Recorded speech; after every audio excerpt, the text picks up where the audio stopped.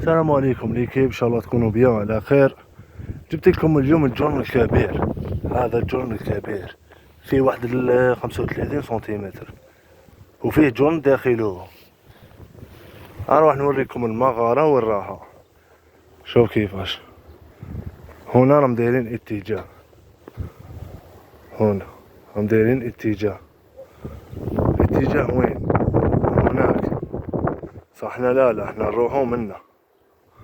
ها راح نمشو 1 2 3 4 5 6 7 8 9 10 11 12 13 14 15 16 17 18 19 20 21 22 23 24 25 26 27 28 29 30 31 32 33 34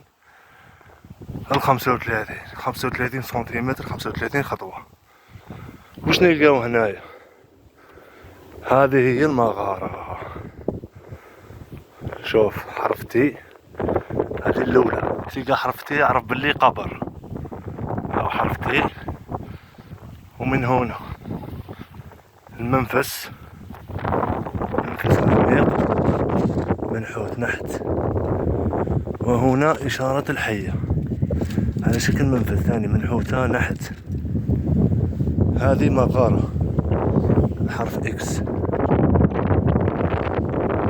التثبيت كل الدلالة تقول لك باللي كاينة مغارة هنايا. حرف تي قبر والمنفس والحية، هذا كامل يدلون على مغارة وتوجد قبور داخلها.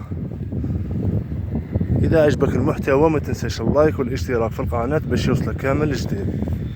حرفتي منحوت. طلعوا لنا الفيديو تحليل جميع الإشارات. لايك للمزيد.